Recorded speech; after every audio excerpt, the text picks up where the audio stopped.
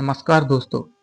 तो आज हम प्रारंभिक मध्यकाल के वर्धन वंश के महान शासक प्रभाकर वर्धन के जीवन परिचय के बारे में जानेंगे। यह विषय प्रतियोगी परीक्षाओं जैसे UPSC, RPSC, REET, Rajasthan police, patwari और एसएससी की दृष्टि से भी अत्यंत महत्वपूर्ण है। तो आज बात करने वाले हैं प्रभाकर वर्धन का परिचय के बारे में बात करते हैं। सबसे पहले तो प्रभाकर वर्धन वंश के शक्तिशाली शासक थे। उनका शासनकाल लगभग 580 ईस्वी से 605 ईस्वी तक माना जाता है। उन्होंने थानेसर को अपनी राजधानी बनाया और उत्तर भारत में वर्धन वंश की शक्ति को नई ऊंचाइयों तक पहुंचाया। वे साहसी, दूरदर्शी और कुशल प्रशासक थे। अब बात करेंगे सैन्य शक्ति और विजय के बारे में।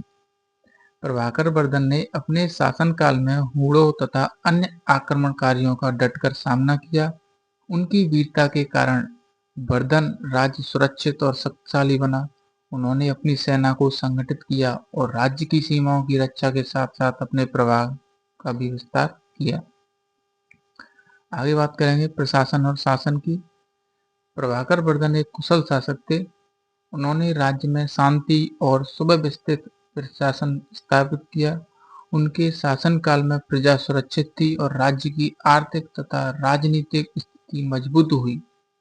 उन्होंने परम भट्ट, महादा, महाराजाधिकार जैसी सम्मानजनक उपाधियां भी प्राप्त थी।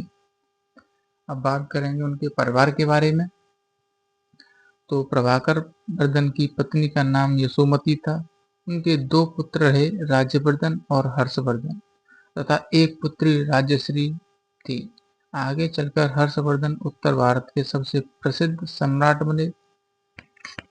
अब बात करते हैं मृत्यु और विरासत। लगभग 605 ईस्वी में प्रभाकर वर्धन का निधन हो गया। उनकी मृत्यु के बाद उनके बड़े पुत्र राज्यवर्धन ने शासन संभाला। प्रभाकर वर्धन ने जिस मजबूत राज्य की नींव रखी, उसी आधार पर बाद में हर्षवर्धन ने एक विशाल साम्राज्य की स्थापना की। तो इससे निष्कर्ष क्या निकल के आता है? प्रभाकर वर्धन वंश के ऐसे शासक थे जिन्होंने अपनी वीरता, कुशल प्रशासन और सैन्य शक्ति के बल पर उत्तर भारत में वर्धन वंश को एक प्रमुख शक्ति बनाया। भारतीय इतिहास में उनका योगदान अत्यंत महत्वपूर्ण माना जाता है। अब बात करेंगे हम दूसरे शासक की। वर्धन वंश के दूसरे प्रमुख शासक राज्यवर्धन के जीवन परिचय के बारे में जानेंगे। यदि उनका शासनकाल बहुत छोटा था, फिर भी भारतीय इतिहास में उनका स्थान अत्यंत महत्वपूर्ण है। राज्यवर्धन का परिचय। राज्यवर्धन वंश के शक्तिशाली शासक प्रभाकर वर्धन के ज्येष्ठ पुत्र थे। उनका शासनकाल लगभग 605 ईस्वी से 606 ईस्वी तक माना जाता है। पिता की मृत्यु के बाद वे थानेसर के सिंहासन पर बैठे और राज्य की बागडोर संभाली। शासनकाल की प्रमुख घटनाएं, क्या क्या घटना हुई थी उनके बारे में जानेंगे। राज्यवर्धन के शासनकाल में उनकी बहन राजश्री के पति गृहवर्धन की हत्या देवगुप्त ने कर दी थी। साथ ही राजश्री को बंदी बना लिया गया। यह समाचार मिलते ही राज्यवर्धन ने अपनी बहन के सम्मान और राज्य की प्रतिष्ठा की रक्षा के लिए सेना के साथ युद्ध किया। उन्होंने देवगुप्त को पराजित कर अपने पराक्रम का परिचय दिया। मृत्यु। देवगुप्त की पराजय के बाद शासन ने मित्रता का दिखावा कर छल पूर्वक राज्यवर्धन की हत्या कर दी। इस प्रकार उनका शासनकाल बहुत कम समय में समाप्त हो गया। ऐतिहासिक महत्व क्या है? राज्यवर्धन एक साहसी, वीर और कर्तव्यनिष्ठ शासक थे। उन्होंने अपने परिवार और राज्य की रक्षा के लिए अपना जीवन समर्पित कर दिया। उनकी मृत्यु के बाद उनके छोटे भाई हर्षवर्धन ने 606 ईस्वी में सिंहासन संभाला और आगे चलकर उत्तर भारत के सबसे महान सम्राटों से एक बने। अब बात करेंगे हम तीसरे शासक की, हर्षवर्धन। प्रारंभिक मध्यकाल के सबसे प्रसिद्ध शासकों में से एक हर्षवर्धन के जीवन के बारे में जानेंगे। हर्षवर्धन वंश के सबसे महान सम्राट माने जाते हैं।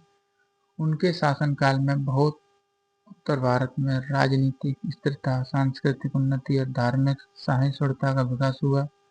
प्रतियोगी परीक्षाओं की दृष्टि से यह विषय अत्यंत महत्वपूर्ण है। तो चलिए यार बात करते हैं हम उनके प्रारंभिक जीवन की। हर्षवर्धन का जन्म लगभग 590 ईस्वी के आसपास हुआ माना जाता है। वे वर्धन वंश के शासक प्रभाकर वर्धन के छोटे पुत्र थे।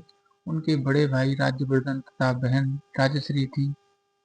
बचपन से ही हर्षवर्धन साहसी, बुद्धिमानी और कुशल में बढ़ते। बात करते हैं सिंहासन की। 605 ईस्वी में प्रभाकर वर्धन की मृत्यु के बाद राज्यवर्धन राजा बने, लेकिन 606 ईस्वी में शशांक द्वारा छलपूर्वक उनकी हत्या कर दी गई।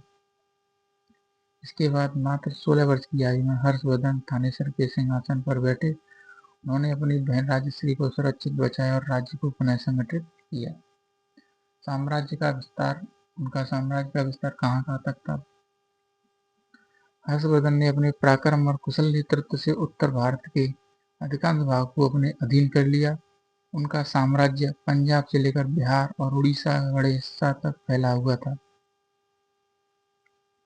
उन्होंने दक्षिण भारत पर भी अधिकार करने का प्रयास किया, लेकिन पुलकेशिन द्वितीय ने उन्हें नर्मदा नदी के तट पर पराजित कर दिया। इसके बाद नर्मदा नदी दोनों राज्यों की सीमा मानी गई। राजधानी और प्रशासन। हर्षवर्धन ने प्रारंभ में थानेसर से शासन किया, लेकिन बाद में कन्नौज को अपनी राजधानी बनाया। वे एक कुशल प्रशासक थे। उन्होंने अधिकारियों की नीति, न्याय व्यवस्था और कर प्रणाली को सुव्यवस्थित किया। वे समय समय पर स्वयं भी राज्य का भ्रमण कर जनता की समस्याएं सुनते थे। अब बात करेंगे धर्म और संस्कृति की।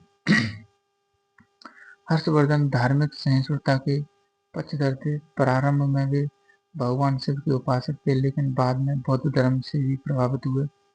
फिर भी उन्होंने सभी धर्मों का सम्मान किया।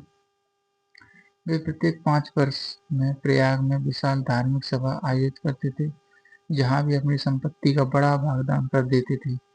इससे उनकी उदारता और लोक कल्याण का भावना पता चलता है। साहित्य और कला का संरक्षण। हर्षवर्धन स्वयं एक विद्वान और साहित्यकार थे। उन्होंने 3 प्रसिद्ध संस्कृत नाटकों, रत्नावली, प्रियदर्शिका और नागंदा की रचना की। उनके दरबार में महान संस्कृत साहित्यकार बाणभट्ट रहते थे, जिन्होंने हर्षचरित और कादंबरी जैसे प्रसिद्ध ग्रंथ लिखे। हेनसांग का भारत आगमन। हर्षवर्धन के शासनकाल में प्रसिद्ध चीनी बौद्ध यात्री हेनसांग भारत आए। उन्होंने लगभग 8 वर्षों तक भारत में रहकर शिक्षा, समाज और प्रशासन और धर्म का अध्ययन किया। उनकी यात्रा वृत्तांत से हर्षवर्धन के शासन की महत्वपूर्ण जानकारी प्राप्त हुई। अब बात करेंगे मृत्यु की। लगभग 647 ईस्वी में हर्षवर्धन का निधन हुआ। उनके योग उत्तरदारी नहीं था, इसीलिए उनकी मृत्यु के बाद हर्षवर्धन वंश का पतन हो गया। फिर भी इन्हें उत्तर भारत के महानतम सम्राटों में गिना जाता है। धन्यवाद। यदि वीडियो आपको पसंद आई हो तो इसे लाइक करें, अपने मित्रों के साथ साझा करें और ऐसे ही इतिहास के महत्वपूर्ण विषयों के लिए चैनल को सब्सक्राइब करना ना भूलें। धन्यवाद।